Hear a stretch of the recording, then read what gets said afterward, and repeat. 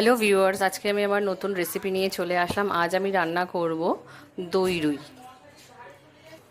কড়াইতে আমি তেল দিয়ে নিলাম। এখানে আমি সরষের তেল ব্যবহার করেছি, আপনারা চাইলে অন্য তেলও ব্যবহার করতে পারেন। এখানে আমি সরষের তেল ব্যবহার করেছি। দেখুন তেল আমার গরম হয়ে গেছে। এরপর আমি মাছটা আস্তে আস্তে ছেড়ে দেবো। যে মাছ আমি লবণ হলুদ মাখিয়ে রেখে দিয়েছি, এবার মাছগুলো আমি আস্তে আস্তে ছেড়ে দিলাম।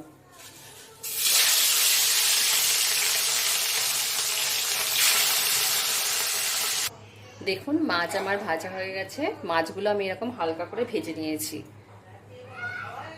এরপর আমি এতে দেবো গোটা গরম মশলা।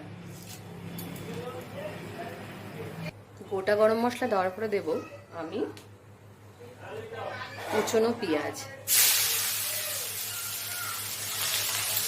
পেঁয়াজ দিয়ে আমি এটা ভালো করে একটু ভাজা ভাজা করে নেব।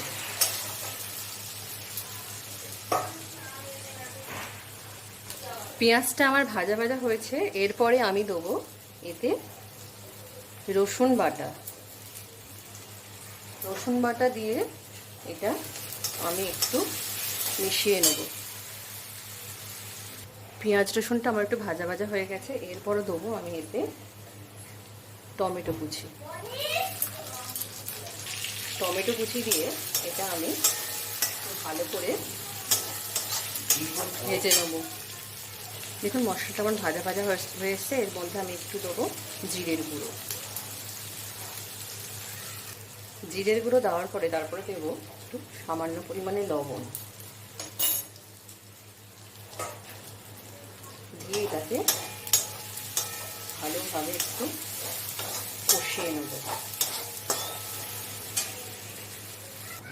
এরপর এতে দেবো কাজু বাদাম, পোস্ত আর কাঁচা লঙ্কা বাটা।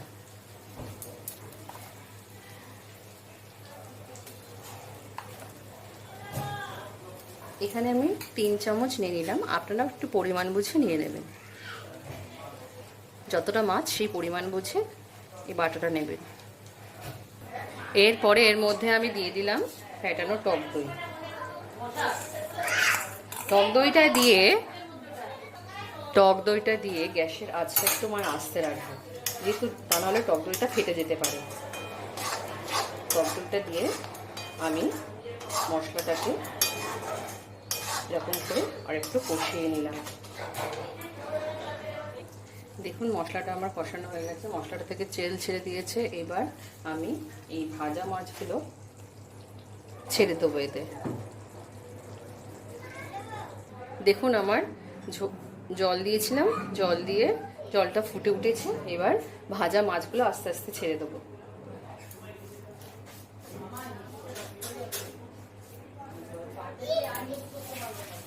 দেখুন ঝোলটা আমার ফুটে উঠেছে।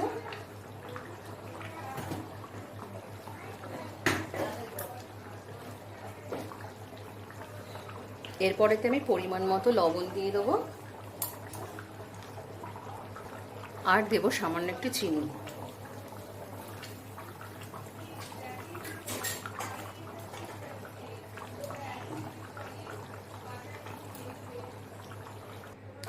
দেখুন আজকে আমার দই রুই কমপ্লিট হয়ে গেছে। আপনারা সবাই এইভাবে বাড়িতে বানাবেন, বানিয়ে খেয়ে বলবেন কেমন হয়েছে। ভালো লাগলে চ্যানেলটাকে লাইক আর সাবস্ক্রাইব করে দেবেন। আজকে আমি আমার ভিডিও এখানেই শেষ করলাম।